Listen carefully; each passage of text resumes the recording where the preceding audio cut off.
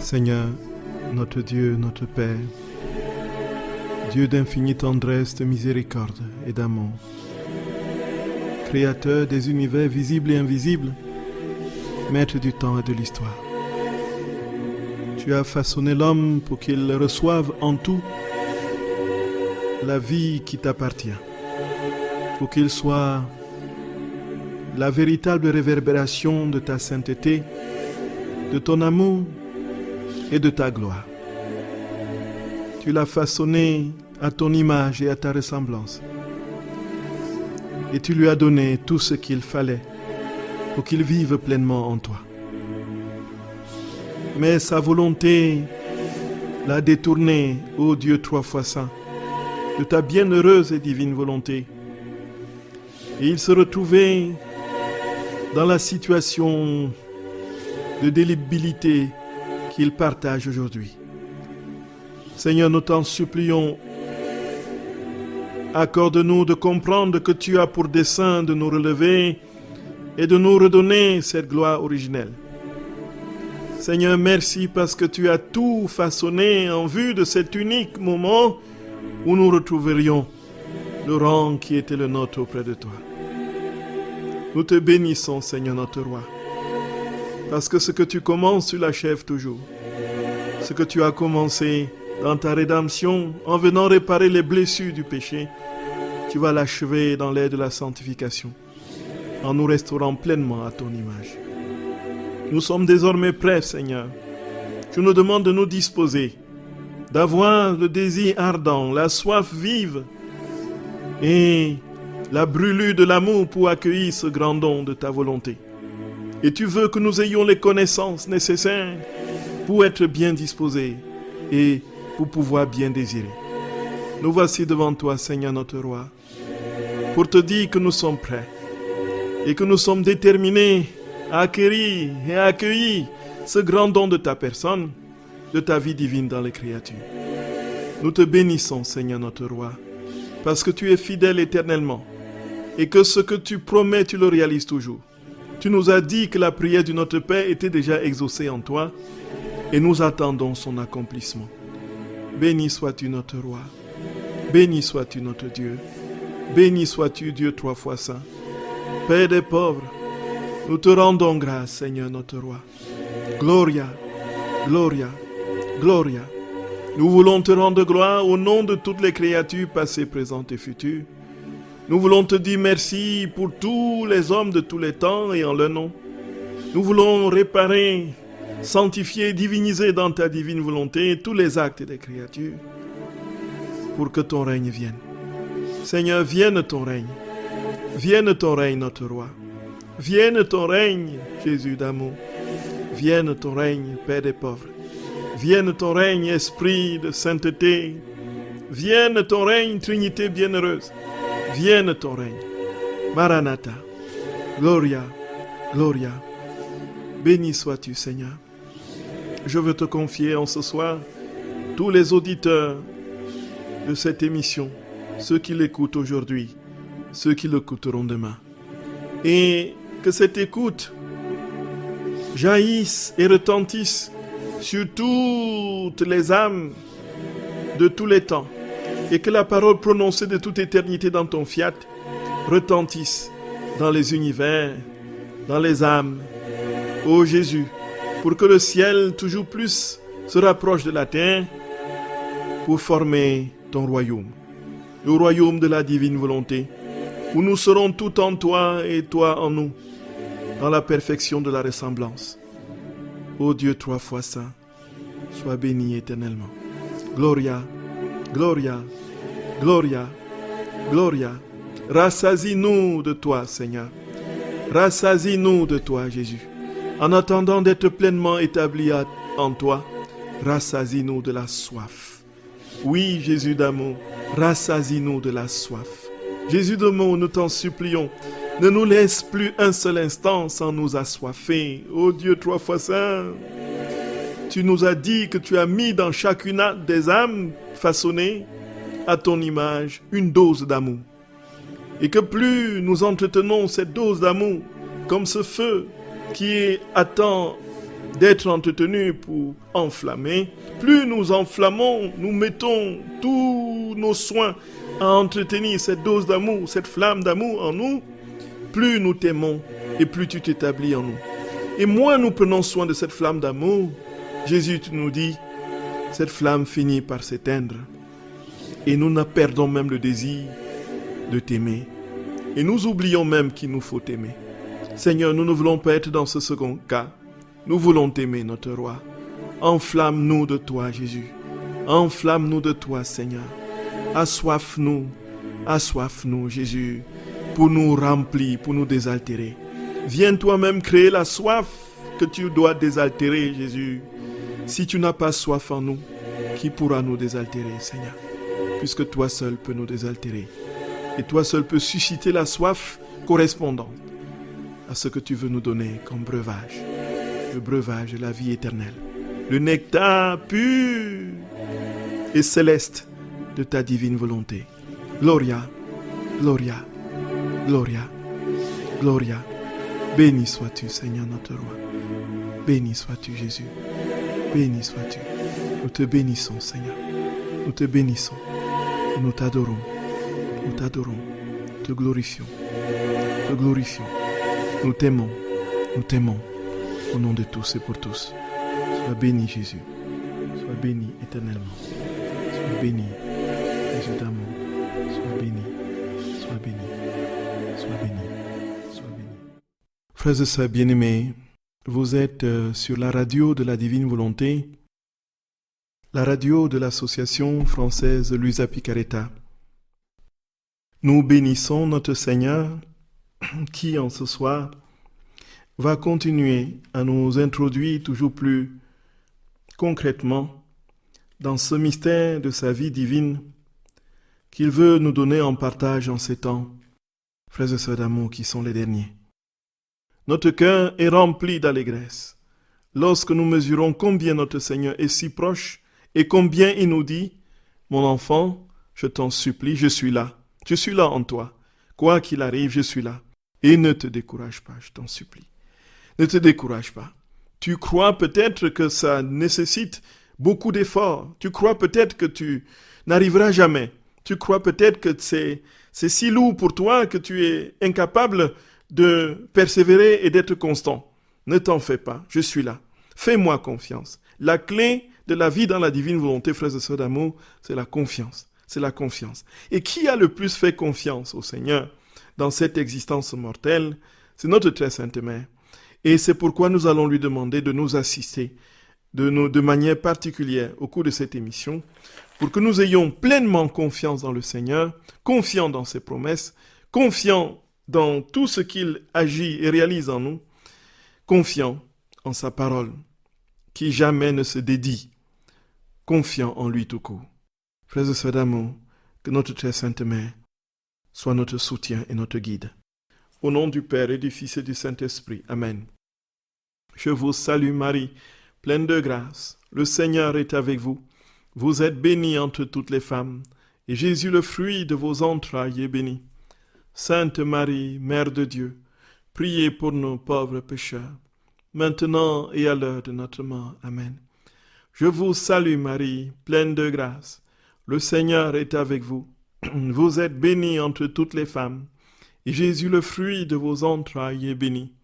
Sainte Marie, Mère de Dieu, priez pour nos pauvres pécheurs, maintenant et à l'heure de notre mort. Amen. Je vous salue Marie, pleine de grâce. Le Seigneur est avec vous. Vous êtes bénie entre toutes les femmes, et Jésus, le fruit de vos entrailles, est béni. Sainte Marie, Mère de Dieu, priez pour nos pauvres pécheurs, maintenant et à l'heure de notre mort. Amen. Je vous salue Marie, pleine de grâce. Le Seigneur est avec vous. Vous êtes bénie entre toutes les femmes, et Jésus, le fruit de vos entrailles, est béni. Sainte Marie, Mère de Dieu, priez pour nos pauvres pécheurs, maintenant et à l'heure de notre mort. Amen. Je vous salue Marie, pleine de grâce. Le Seigneur est avec vous. Vous êtes bénie entre toutes les femmes, et Jésus, le fruit de vos entrailles, est béni. Sainte Marie, Mère de Dieu, priez pour nos pauvres pécheurs, maintenant et à l'heure de notre mort. Amen. Je vous salue Marie, pleine de grâce. Le Seigneur est avec vous. Vous êtes bénie entre toutes les femmes, et Jésus, le fruit de vos entrailles, est béni. Sainte Marie, Mère de Dieu, priez pour nos pauvres pécheurs, maintenant et à l'heure de notre mort. Amen. Je vous salue Marie, pleine de grâce. Le Seigneur est avec vous. Vous êtes bénie entre toutes les femmes, et Jésus, le fruit de vos entrailles, est béni. Sainte Marie, Mère de Dieu, priez pour nos pauvres pécheurs, maintenant et à l'heure de notre mort. Amen. Je vous salue Marie, pleine de grâce. Le Seigneur est avec vous. Vous êtes bénie entre toutes les femmes, et Jésus, le fruit de vos entrailles, est béni. Sainte Marie, Mère de Dieu, priez pour nos pauvres pécheurs, maintenant et à l'heure de notre mort. Amen. Je vous salue Marie, pleine de grâce. Le Seigneur est avec vous. Vous êtes bénie entre toutes les femmes, et Jésus, le fruit de vos entrailles, est béni. Sainte Marie, Mère de Dieu, priez pour nos pauvres pécheurs, maintenant et à l'heure de notre mort. Amen. Je vous salue Marie, pleine de grâce. Le Seigneur est avec vous.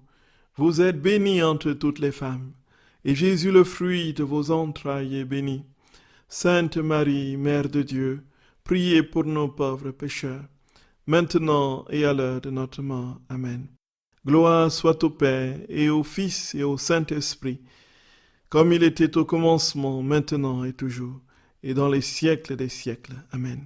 Ô mon Jésus, pardonnez-nous nos péchés, préservez-nous du feu de l'enfer, et conduisez au ciel toutes les âmes, surtout celles qui ont le plus besoin de votre sainte miséricorde.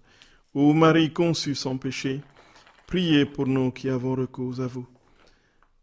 Ô Marie conçue sans péché, priez pour nous qui avons recours à vous. Ô Marie conçue sans péché, priez pour nous qui avons recours à vous. Que par la miséricorde de Dieu, les âmes des fidèles trépassés reposent en paix. Amen. Au nom du Père et du Fils et du Saint-Esprit. Amen. Frères et sœurs d'amour, je vous salue de tout mon cœur. J'espère que vous allez bien. Et nous allons aujourd'hui continuer avec les fruits de la vie dans la divine volonté. Et nous sommes toujours dans la rubrique de l'action que nous pouvons poser dans la divine volonté. C'est-à-dire que ce que nous sommes capables de poser comme acte dans la divine volonté. Nous avons vu dans la première mission que nous avions tout simplement la puissance de Dieu.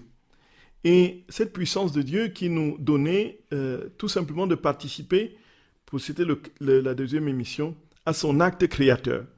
Cet acte créateur, nous avons dit que c'était dans le principe de son acte unique qui faisait que, n'ayant pas de succession de temps en lui, quand nous posons un acte aujourd'hui, cela rentre dans l'éternité et donc rejoint tous les temps, donc repart à l'origine et remonte à l'origine et retourne à la fin.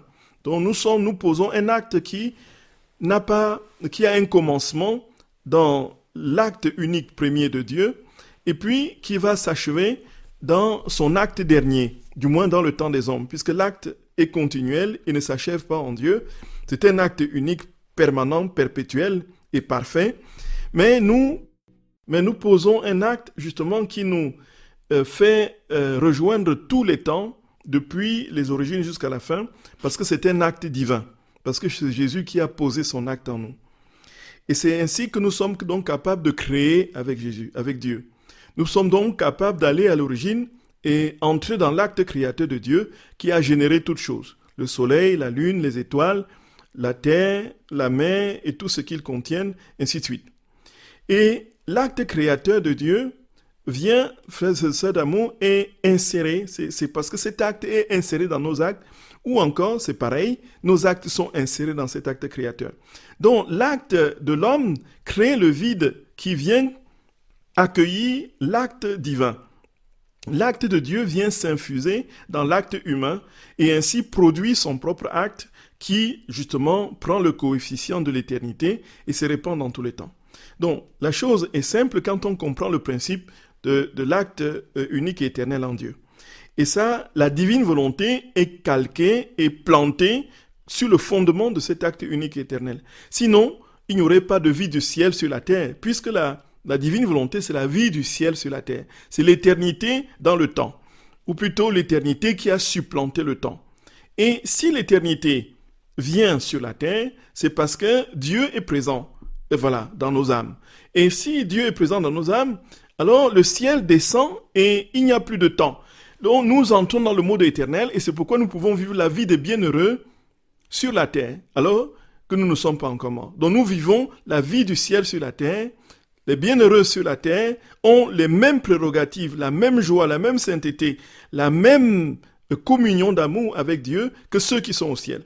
Donc sauf que ceux sur la terre ont encore des souffrances.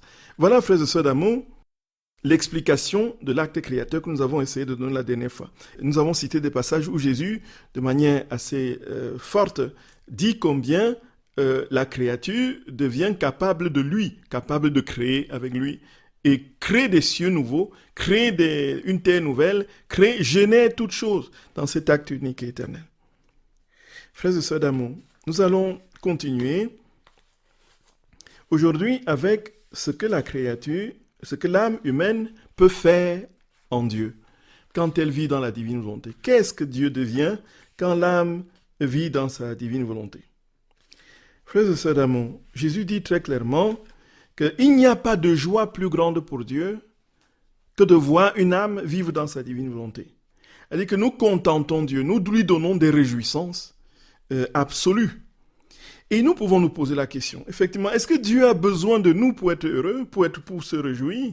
Est-ce qu'il a besoin de nos actes pour lui qui est dans une perfection et dans une joie immanente, parfaite, qui ne souffre d'aucune altération du fait de sa béatitude et de sa divinité, cette béatitude qui découle de cette divinité?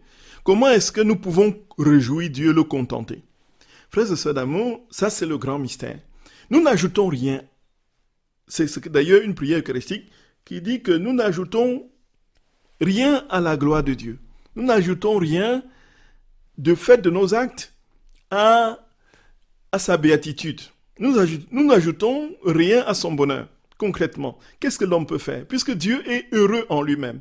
Il est dans la perfection de l'amour, la perfection de la béatitude. Dans la Trinité, il y a une béatitude inaltérable, c'est-à-dire qu'il ne peut pas être approché par quelque souffrance que ce soit, du fait de la divinité, du fait qu'il est Dieu. Et si Dieu, on a eu l'occasion de le dire, si Dieu souffrait, on n'irait pas au ciel, puisque le ciel, c'est la béatitude parfaite. Et la béatitude, c'est la communion de l'âme avec Dieu de manière parfaite. S'il y avait une souffrance en Dieu, on souffrirait au ciel. Mais puisque Dieu ne souffre pas, alors, et qu'il est toujours heureux, qu'est-ce que nous ajoutons à son bonheur? C'est là, frères et sœurs d'amour, que nous sommes impressionnés et absolument ébahis de comprendre tout ce que l'âme est capable de faire sur Dieu comme répercussion. Frères et sœurs d'amour, je vous salue de tout mon cœur. Je vous aime, je vous dis tout mon amour. Frères et sœurs d'amour, voici que l'explication est simple. Si Dieu est heureux en lui-même et que rien ne peut ajouter un surcroît de bonheur en lui, il y a deux choses qui font qu'il entre dans une réjouissance toujours plus grande. C'est absolu. D'abord, la première, frères et sœurs d'amour, c'est que Dieu ne peut jamais dire c'est assez. Voyez? Donc Dieu n'est pas, comment dire, Dieu n'est pas dans il n'est pas en train, la Trinité n'hiberne pas. La Trinité n'est pas dans un état de sommeil, d'aptaraxie. Voyez, comme les marmottes qui dorment et puis ne sentent pas. Donc en fait, c'est un état localisé de bonheur et de béatitude, entre guillemets. Donc, mais c'est quoi en fait? C'est l'anesthésie plutôt, l'anesthésie de la souffrance. Celui qui hiberne, dont l'animal qui hiberne, ne subit pas les assauts extérieurs qui pourraient le faire souffrir. Donc, il entre dans un état d'hibernation qu'on peut appeler béatitude pour lui. Mais le fond, c'est que ce n'est pas la béatitude divine, là. Dieu n'est pas, la Trinité n'est pas dans un cocon pour dire, bon, rien ne doit nous toucher. Nous sommes continuellement en train de nous protéger, nous nous aimons entre nous, rien ne doit nous toucher, ainsi de suite. Rien de tout cela. La Trinité, la béatitude de la Trinité vient de ce qu'elle donne toujours plus. Elle se donne et elle donne. Elle donne et elle se donne. Et en se donnant et en donnant, c'est alors qu'elle se remplit d'amour. Elle se remplit de béatitude. Donc la béatitude de la Sainte Trinité vient de ce qu'elle est toujours dans un mouvement de dépossession continuelle d'elle-même, en train de se donner et de se donner et de se donner. Donc il n'y a jamais dans la Trinité un mouvement de repli sur soi et de dire, bon voilà, nous restons entre nous et nous jouissons de notre béatitude. Mais comme ce don est amour et c'est un amour divin, et comme dans la divinité il n'y a pas de souffrance, il déverse, la Trinité bienheureuse déverse continuellement les flux de son amour divin sur les créatures, et c'est alors qu'elle est réjouie du fait de se donner même, du simple fait de se donner. Il y a ça, frères et sœurs d'amour. Il y a ça. Et donc, du fait qu'il n'y a jamais rien de limité en Dieu, et que tout est continuellement infini, que tout toujours infini, toujours illimité, alors Dieu, il ne peut pas ne pas se donner. Alors il se donne. Et il est heureux en se donnant. Acte 20, 35. Jésus dit, n'est-ce pas, dans les Actes des Apôtres, c'est rapporté comme étant une parole de Jésus qu'on ne trouve pas dans les évangiles. C'est un agrapha, le terme pour le dire. Donc, c'est une parole qui a été dite par Jésus et qui n'a pas été consignée dans les évangiles et qu'on retrouve dans d'autres passages de la Bible. Par exemple, ce passage-là de Actes au chapitre 20, du verset 35, dit très clairement, il y a plus de joie à donner qu'à recevoir. Il y a plus de joie à donner qu'à recevoir. Comme dit notre Seigneur, dit l'auteur de l'évangile, des Actes des Apôtres, il y a plus de joie à donner qu'à recevoir. Donc, il y a une joie plus grande à donner qu'à recevoir. Donc, celui qui hiberne est dans un moindre bonheur, une moindre béatitude que celui qui se donne en diffusant l'amour. Voyez, c'est ça notre Dieu. La béatitude de Dieu réside là-dedans. Et donc, ce qui veut dire quoi? Ce qui veut dire que la deuxième chose, c'est quoi? C'est que si l'homme ne peut rien ajouter à son bonheur à lui, c'est lui-même qui est capable de lui donner son propre bonheur. Et la divine volonté, là voilà, c'est donner Dieu à Dieu. L'âme qui est imprégnée, investie de la présence de Dieu, donne la joie à Dieu du fait que Dieu en lui-même se donne et se donne toujours plus, et en se donnant, il devient heureux. Donc, comme c'est Dieu qui se donne et donne dans le bonheur divin, alors il y a une joie continuelle, un amour continuel, une effusion continuelle de béatitude en Dieu, frères et sœurs d'amour, que nous sommes capables de lui donner. Donc nous pouvons réjouir Dieu. Gloria, Gloria. Nous pouvons le rendre plus heureux. Nous pouvons lui donner plus de gloire, plus de magnificence. Parce que c'est lui qui se donnera en nous. Plus nous multiplions des actes dans la divine volonté, plus nous rendons gloire à Dieu, et plus Dieu se donne en recevant ce qu'il donne à lui-même par nous, par les dispositions de notre cœur, se donne toujours davantage, et comme il ne cesse pas de se donner, il devient toujours plus heureux, il devient toujours plus heureux. Les vies divines se multipliant font le bonheur de Dieu. Gloria, Gloria, Gloria, Gloria, Gloria. Et alors Jésus dit que nous pouvons le réjouir. Frères et sœurs d'amour, ça pourrait être notre seule vocation. Dit, bon voici, je veux vivre pour rendre Dieu heureux. Je veux vivre pour rendre Dieu heureux. C'est le sommet de la vie chrétienne. C'est la vie dans la divine volonté. Nous vivons pour multiplier Dieu et le rendre présent dans toutes les âmes et lui donner la possibilité de se répandre et d'être plus heureux. Parce que le bonheur de Dieu, c'est le bonheur de l'homme en fait. Au fond, c'est cela. Pourquoi Dieu est-il plus heureux? Parce que l'homme est toujours plus transformé en lui. Frères et sœurs d'amour, oh Jésus de mon cœur d'amour, Jésus d'amour, frères et sœurs bien-aimés, Frères et sœurs d'amour, comprenons jusqu'où notre Seigneur nous tient dans son cœur. C'est incroyable, incroyable. Oh Jésus d'amour, pardonne-moi mes tièdes, oh là là. Frères et sœurs d'amour, Jésus le dit dans différents passages du livre du ciel. Donc nous faisons la joie de Dieu. Nous faisons la joie de Dieu. Nous donnons la joie à Dieu. L'âme, dit Jésus, dans la divine volonté, donne grande joie à Dieu. L'âme qui fait ma volonté fait mon amusement et mon contentement. Donc nous réjouissons Dieu, nous le rendons heureux, frères et sœurs d'amour. Il le dit au tome 34 du 1er mars 1936. Oh, comme elle trouve délice en nous, nous nous amusons ensemble. Elle est notre joyau, la réflexion de nos œuvres, l'image de notre vie.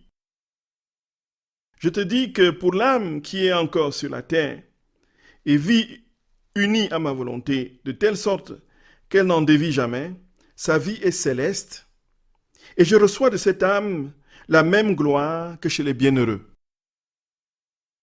Et quand je trouve le germe de ma volonté dans l'acte de la créature, je me délecte en soufflant sur son acte, et je l'élève tellement pour le rendre immense, mais davantage, puisque nous pouvons l'appeler notre acte, notre volonté opérant dans la créature.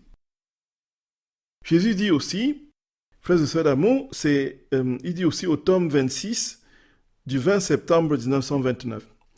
Voici ce qu'il dit. Ma fille, l'âme qui vit dans mon divin fiat va avoir un grand bien de posséder une divine volonté sur la terre, qui va être pour elle porteuse de paix imperturbable, de fermeté immuable.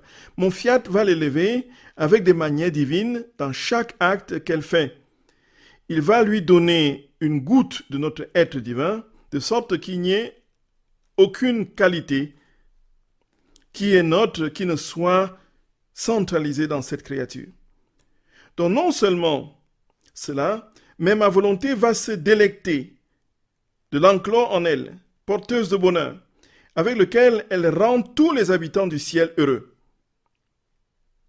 Donc, ça veut dire que l'âme va recueillir l'acte de Dieu qui va rendre tout le ciel heureux.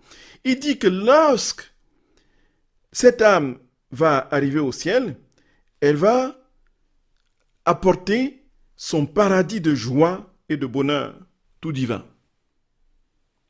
Donc l'âme qui arrive, qui vit dans la divine volonté, va, parce qu'il a multiplié le ciel dans son âme ici sur la terre, tous ces paradis qu'il a créés par des actes dans la divine volonté vont le suivre au ciel. Ce seront son cortège qui vont l'accompagner au ciel.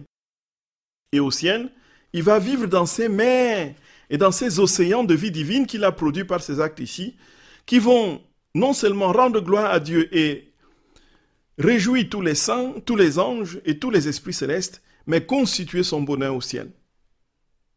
Et réjouir Dieu, le rendre heureux. En arrivant dans notre patrie, dit Jésus, céleste, elle va apporter au ciel son paradis de joie et de bonheur, tout divin, comme triomphe d'avoir vécu dans notre volonté. C'est au tome 26 du 20 septembre 1929. Elle connaîtra d'autres surprises et bonheurs sans fin à cause des joies que la divine volonté a enfermées en elle pendant qu'elle était sur la terre. Donc chaque fois que nous posons un acte dans la divine volonté, Jésus enferme sa joie en nous.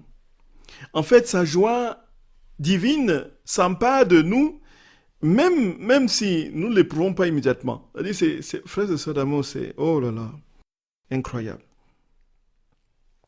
Et Jésus dit que ces joies divines produites par nos actes vont nous accompagner lorsque nous quitterons cette terre. Et déjà même, avant même que nous n'arrivions au ciel, ces actes-là nous ont déjà précédés, comme dit Jésus. Les actes que nous avons posés dans la divine volonté, ce sont des paradis que nous créons. Et ces paradis montent au ciel. Puisque cet acte n'appartient pas à la terre, cet acte monte au ciel et nous attend. Et lorsque nous venons, donc, nous revêtons de toute l'immensité de ces joies et innombrables et infinies qu'on produit nos actes sur la terre.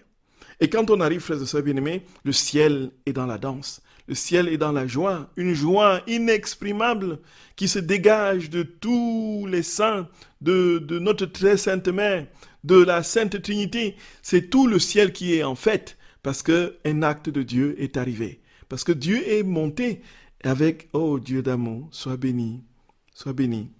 Frères et sœurs d'amour, ne nous décourageons pas. Ça peut paraître abstrait, mais la vérité est là. Croyons de tout notre cœur. Croyons de tout notre cœur. Et Jésus dit même que nous le contentons tellement, nous le rendons tellement heureux qu'il fait sa fête en nous. Donc il fait la fête, voilà. Jésus fait la fête. Jésus fait la fête. Jésus fait la fête, frères et sœurs d'amour. Jésus fait la fête. C'est assez... Croyons que nous sommes les seuls fêtards. Non, non, c'est pas possible. Jésus fait la fête. Alors, où est-ce qu'il fait la fête? Il fait la fête dans l'âme qui vit dans la divine volonté. Il trouve dans l'âme son ciel, comme il le dit lui-même. Il le dit dans plusieurs passages, frères et sœurs, surtout au tome 12.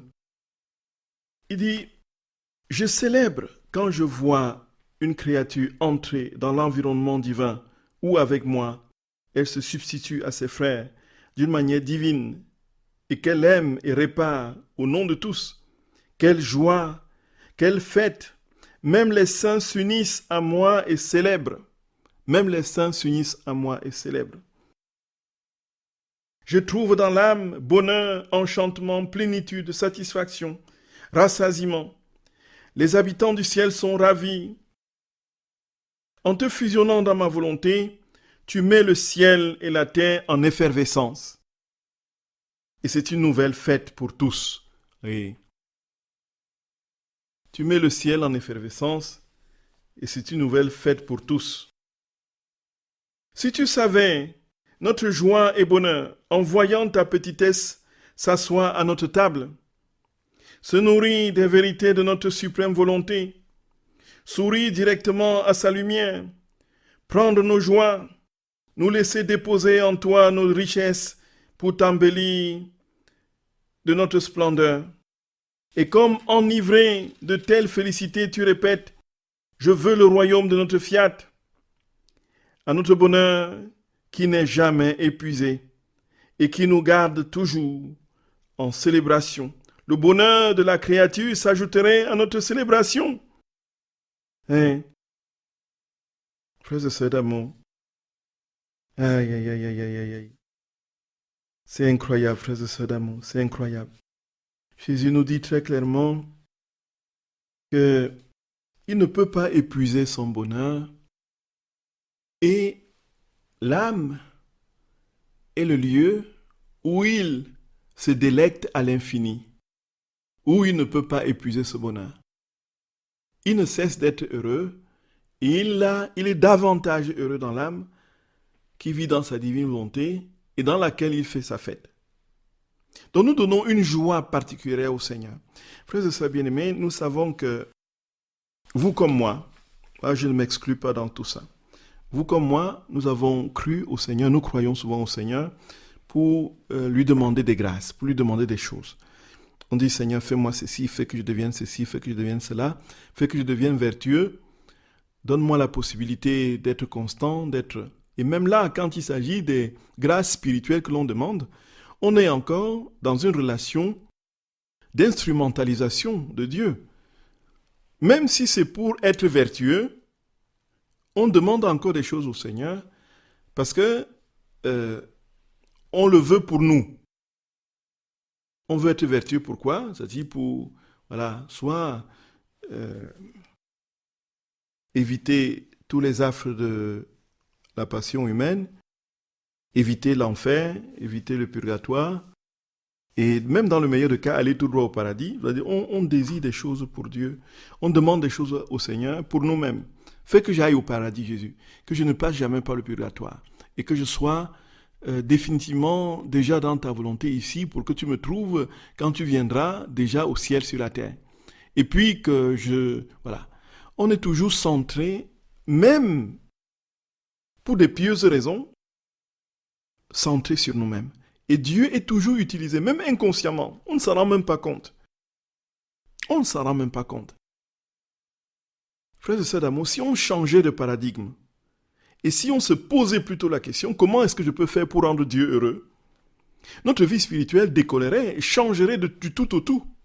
On ne serait plus en train de regarder les petites choses, mais on viserait grand. Comment est-ce que Dieu peut être heureux? Quand il sera connu de tous les hommes, de tous les temps. Quand il sera connu de tous les hommes. Quand il sera aimé de tous les hommes. Et comme sa plus grande souffrance, c'est la soif, et de voir que les âmes ne les désaltèrent pas en se convertissant, nous entrons dans cette même soif et nous épousons sa souffrance pour que l'humanité entière parvienne au salut et connaisse cet amour. Et non, nous ne serions pas en train de dire, Seigneur, permets que ceci se passe. Nous ne serions pas continuellement rivés sur nous-mêmes, y compris pour des choses spirituelles. Et là, le danger est même parfois grave. Et on entend très souvent dire, bon, voici, je suis dans la divine volonté, et dans la divine volonté, en fait, je fais ceci, je fais cela. On entend des gens étaler tout ce qu'ils font de leurs actes dans la divine volonté. En fait, je fais ceci, je fais ceci, je fais cela. Oui, c'est beau, c'est beau. C'est beau, ce n'est pas mauvais. Mais frères et sœurs d'amour, la question fondamentale, c'est comment est-ce que nous réjouissons Dieu? Comment est-ce que nous le rendons heureux? Comment est-ce que nous participons à l'œuvre de Dieu? Quand est-ce que nous cessons de nous servir de lui? La question que nous devrons nous poser. La question que nous devrions nous poser, frères et sœurs d'amour. Et ceci est très marquant. On ne le dira jamais assez. Nous sommes très souvent... C'est-à-dire que pour que le moi profond, qui est au cœur de notre malheur, qui est en fait notre volonté humaine, avec ses dédales de sollicitation, pour qu'il arrive véritablement à être assujetti à la vie de l'esprit en nous, frères et sœurs d'amour, très souvent, et le Seigneur nous le dit très clairement, il n'y a pas d'autre moyen, d'autre possibilité pour Dieu d'assujettir ce moi à lui que de planter ce moi sur la croix. Si vous connaissez un autre moyen, frères et sœurs d'amour, n'hésitez pas de me le dire. De planter ce moi sur la croix. Et donc, plus mes désirs ne se réalisent pas, plus mes aspirations sont dans d'incomplétude, plus le Seigneur, frères et sœurs d'amour, prend toujours place en nous. Moins nous sommes vivants intérieurement dans l'ardeur de notre volonté humaine, plus Dieu agit et prend place en nous. Et c'est pourquoi, même déjà dans la sainteté ordinaire, on a vu des saints qui priaient et souffraient avec Jésus en criant, comme saint Dominique, que deviendront les pécheurs? Nous devrions nous poser plutôt cette question, quand est-ce que le règne viendra? Quand est-ce que le règne viendra? Que faut-il faire pour que le règne vienne?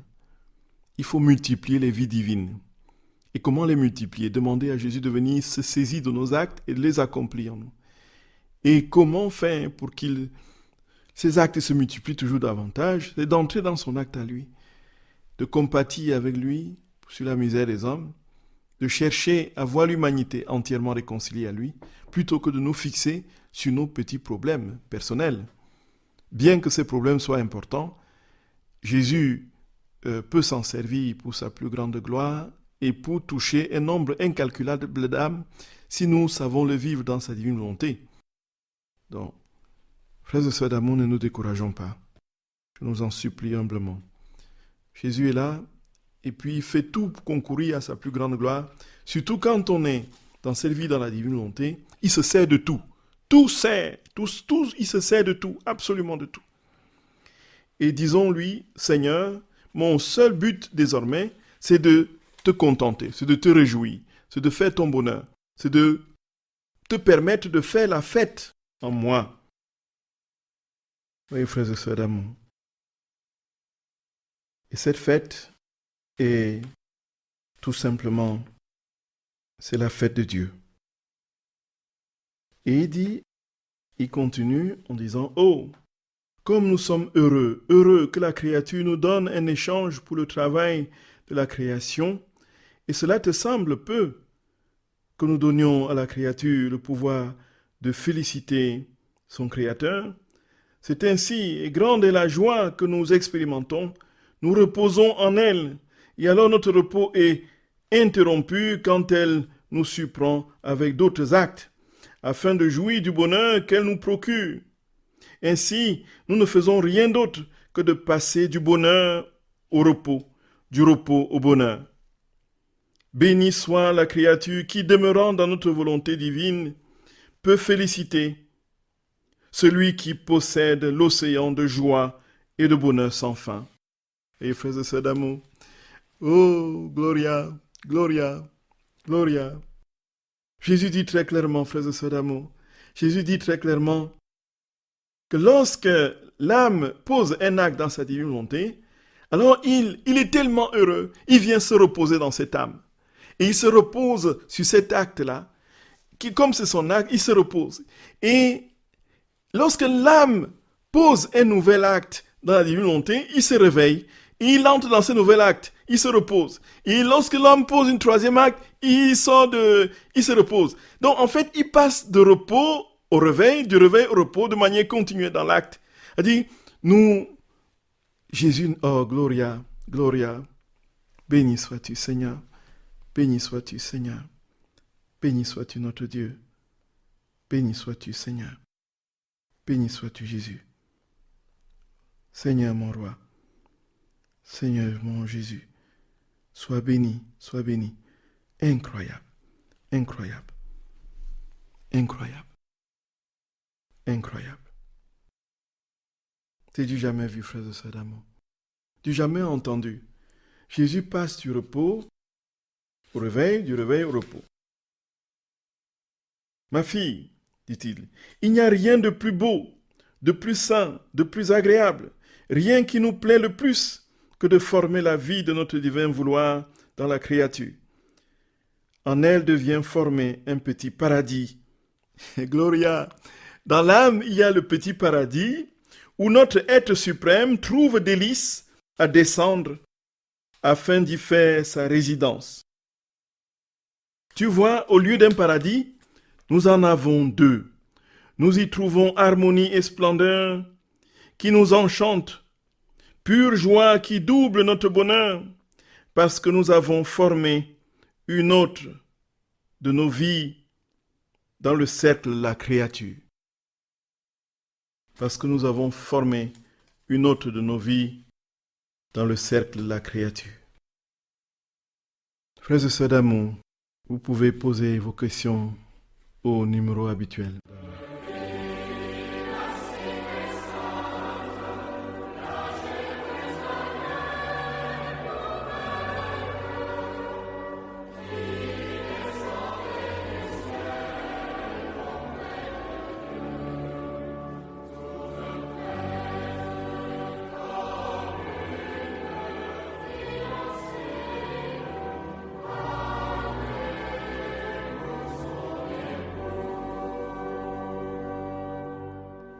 Chers frères et sœurs bien-aimés, vous êtes sur la radio de la Divine Volonté, la radio de l'Association française Luisa Picaretta, dont nous disions que notre vie dans la Divine Volonté procure à Dieu un contentement, une joie divine, parce que c'est lui-même qui se donne à lui-même dans la perfection de ce qu'il est, c'est-à-dire béatitude. Et comme sa béatitude n'est pas hibernation, n'est pas un enfermement dans un cocon, loin de toute souffrance, mais sa béatitude se déploie dans le don qu'il fait de lui-même aux créatures. Et au fur et à mesure qu'il se déploie, il est toujours plus heureux et rend les créatures heureuses parce que les créatures sont continuellement transformées en elle, en lui, dans son âme, dans sa divine volonté. Alors, il y a quelques questions.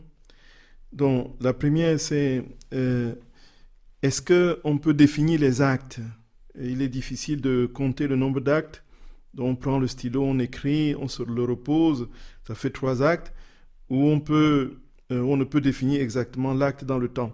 Oui, effectivement. En fait, Jésus dit très clairement à Luisa Picaretta que tout est acte dans la divine volonté. Il dit que quand nous respirons, c'est un acte. Quand nous inspirons, c'est un acte. Quand nous expirons, c'est un acte. Quand nous faisons un mouvement du doigt, c'est un acte. Quand nos cœurs battent, c'est un acte, ce sont des actes. Quand le sang circule dans notre corps, ce sont des actes. C'est incroyable. Quand nous mangeons, c'est un acte dans la divine volonté.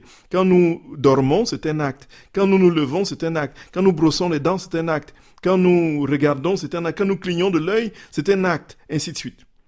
Tout est acte. Et il dit à Luisa Picaretta que s'il avait attendu que l'homme lui donne des œuvres spirituelles, il lui en donnerait très peu. Il en aurait très peu à lui donner. Mais dans sa commisération et son infinie bonté et amour, il a transformé tout ce que l'homme pouvait faire dans sa nature en des actes divins, en des prodiges. C'est pourquoi, n'est-ce pas, tout, comme nous avons vu la dernière fois, tout est miracle. Nous bougeons un doigt, c'est un miracle, parce que c'est une vie divine qui sort de ce mouvement. Et alors, frères et sœurs d'amour, en fait, nous ne pouvons donc pas compter les actes dans la divine volonté que nous posons.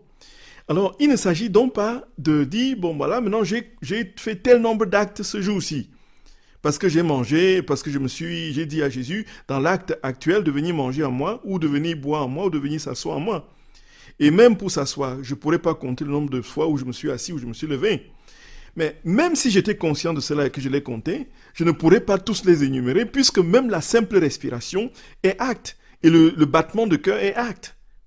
Et ce faisant, Dieu nous demande simplement d'entrer en lui, d'entrer dans sa divine volonté et de faire de notre vie sa propre vie pour qu'il vive pleinement tout ce qu'il a à vivre en nous, même si nous ne sommes pas conscients de ce qu'il fait en nous de manière concrète. Même si nous ne sommes pas conscients de ce que nous faisons. Donc tous les mouvements de l'âme humaine, y compris les mouvements inconscients, sont infusés de la vie divine, sont infusés par l'acte divin et deviennent des actes éternels. Gloria, Gloria, Gloria, Gloria. Béni sois-tu, Seigneur notre roi. Béni sois-tu, Jésus. Et alors, donc nous n'avons pas à réfléchir plus que cela. C'est pourquoi, c'est-à-dire que tout ce qui est compliqué ne peut pas être de Dieu. Dieu est simple. Déjà, il dit qu'il se déploie dans un acte simple. C'est dans la succession des actes qu'il y a complexité. L'acte simple est un acte unique. C'est un acte qui est donné là. C'est-à-dire que notre être tout entier, enfoui en Dieu, fait que tout nous-mêmes, nous devenons un acte perpétuel dans les mouvements conscients et inconscients de nos facultés. Oui, un peu, ma chère. Donc, c'est pourquoi c'est un miracle. C'est pourquoi la vie dans la divine volonté, oh Jésus d'amour, aide-nous Seigneur, je t'en supplie humblement. Aide-nous à ne pas reculer. Frères et sœurs d'amour, ne nous décourageons pas. Ne nous décourageons pas. Alors, une autre question. Est-ce que la circulation du sang est acte? Oui.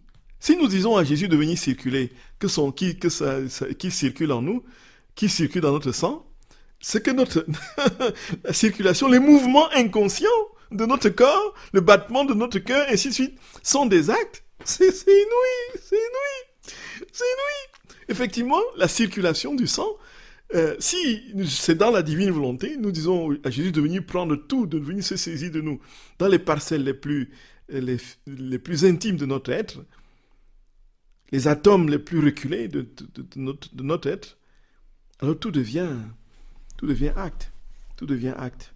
C'est ça le miracle, le prodige de la divine volonté. C'est ça le prodige de la divine volonté. C'est que pour la sainteté, Dieu se sert de tout désormais. Il se sert de votre sommeil, il se sert du pas que vous marquez, il se sert de votre mouvement de doigt pour produire le ciel sur la terre. C'est incroyable. C'est incroyable. Donc, une question très pertinente. Comment est-ce que ça se passe? Comment est-ce qu'on peut faire pour ne plus penser à Dieu, même sa propre attitude? Nous avons des instincts primaires. Ceux-ci aussi disparaissent. Est-ce qu'ils disparaissent aussi? C'est le détachement qui peut opérer cela? Point d'interrogation. En fait, Je ne sais pas exprimer ce que je pense. Donc, ce qui est clair, c'est une question absolument pertinente.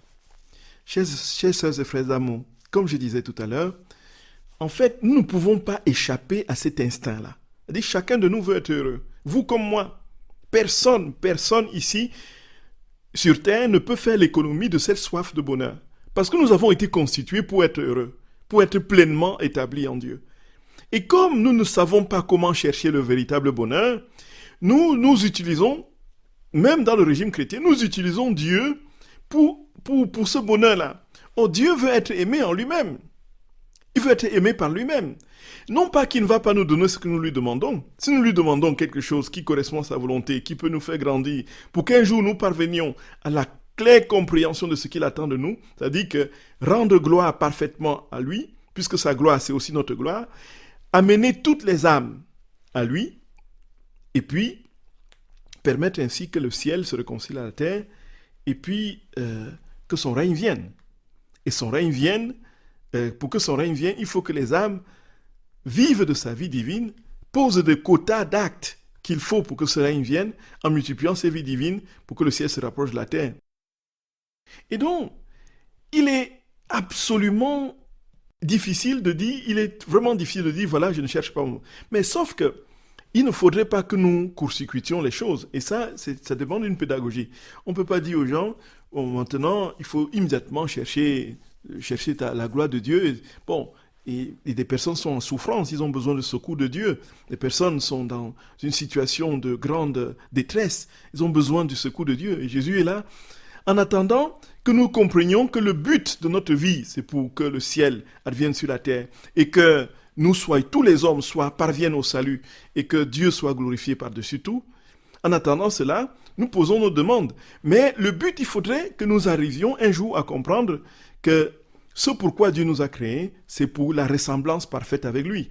Et que ce n'est pas pour nous donner quelques petits biens matériels sur la terre ou bien quelques petites prébendes de grâce ici, pour contenter notre relatif ego qui est saupoudré de spirituel.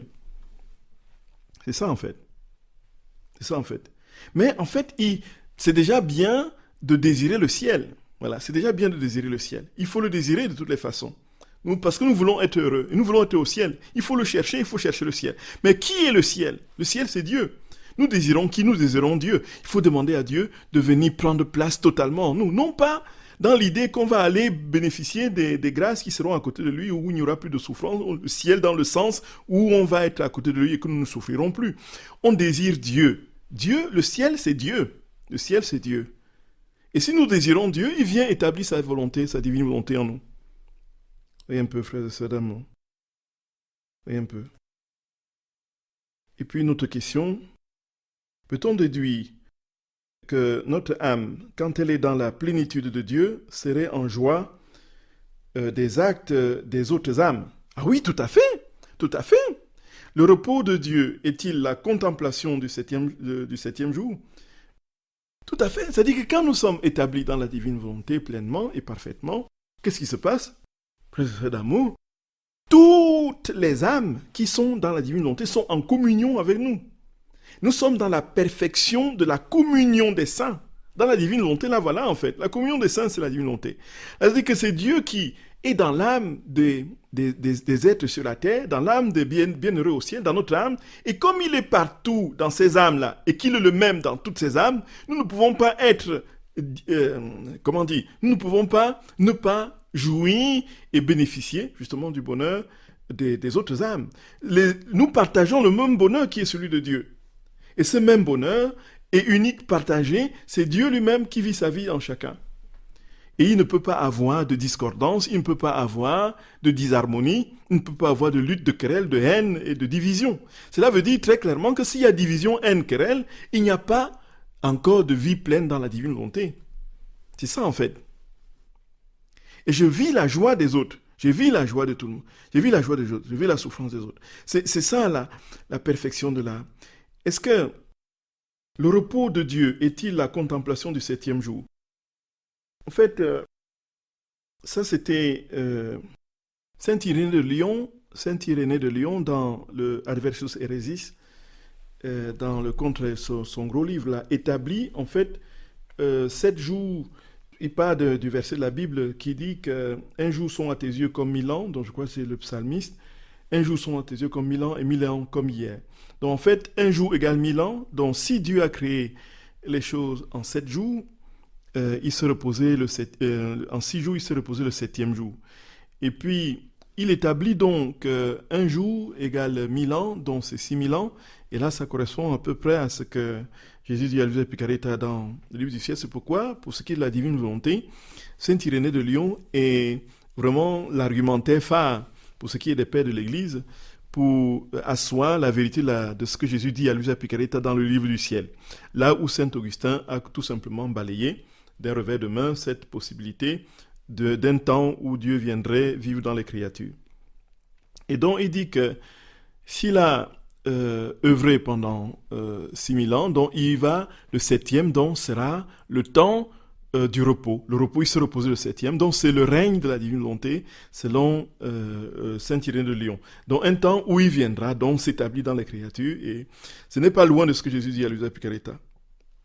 Voilà, frères et sœurs d'amour, que notre très saint Seigneur, dans sa bonté, sa magnificence et sa gloire, pose sa main sur chacun de vous et nous donne à tous de comprendre que nous avons une seule et unique mission, faire advenir le règne sur la terre en remplissant le cœur de Dieu de joie et de contentement divin. Et en le faisant, nous nous remplissons nous-mêmes du ciel sur la terre. Et ainsi, frères et sœurs d'amour, nous verrons le jour où le Christ, victorieux de tout ce qui nous entraîne loin de nous, viendra s'établir en nous. Et nous ne serons plus qu'un avec lui, frères et sœurs d'amour. Et c'est l'œuvre de la croix de notre très saint Seigneur. C'est l'œuvre de sa croix, frères et sœurs d'amour. C'est l'œuvre de sa croix. Et si la croix n'est pas présente dans nos vies, si elle est balayée d'un revers de main, si elle n'a aucune consistance et aucune place, frères et sœurs d'amour, il est difficile de progresser dans cette vie, dans la divine volonté, puisque la croix nous donne la ressemblance avec le Fils. Gloria, gloria, gloria. Et frères et sœurs d'amour, que notre très saint Seigneur établisse sa main sur vous, qu'il vous bénisse, vous garde, vous montre sa face et vous accorde sa grâce. Au nom du Père et du Fils et du Saint-Esprit. Amen. Soyez bénis, frères et sœurs bien-aimés. Soyez bénis, frères et sœurs d'amour. Soyez bénis et comblés. Soyez bénis et comblés. À très bientôt, frères et sœurs d'amour. À jeudi prochain pour d'autres merveilles que le Seigneur voudra nous enseigner. Soyez bénis, frères et sœurs d'amour. Voici l'homme, notre Seigneur, notre Roi. Sois béni, Jésus.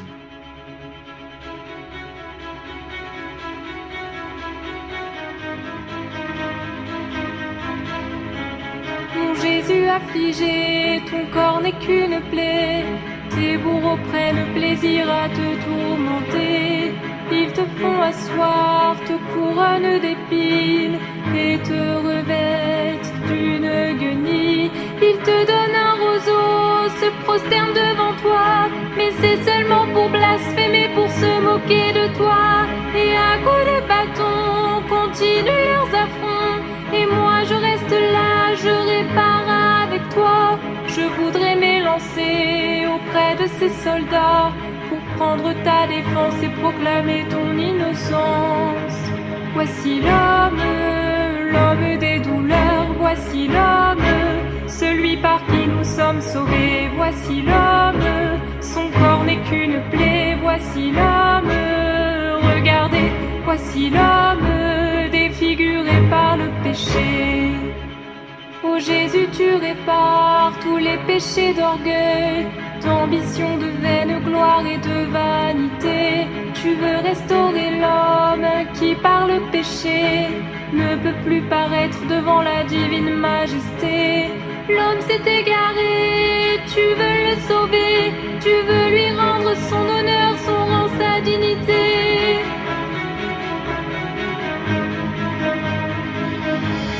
Tes cruels ennemis t'emmènent chez Pilate, qui pâlit d'horreur en voyant ton état, espérant que la foule aura pitié de toi. te prend par le bras, te montre en s'écriant: voici l'homme, regardez, voici l'homme, voyez dans quel état il est. Voici l'homme, est-ce qu'il n'a pas assez payé? Voici l'homme, son corps n'est qu'une plaie. Voici l'homme, regardez, voici l'homme, laissez-moi le relâcher. Loin d'avoir pitié à l'unanimité, tout le monde te veut mort et mort crucifié. Même ton divin Père et ta mère bien-aimée, car c'est le seul moyen pour nous racheter. Moi aussi j'ai crié, mais pour me rassurer, tu me dis qu'il y a deux courants qui se sont formés. D'un côté les élus qui veulent être sauvés, de l'autre les réprouvés qui par haine veulent te tuer.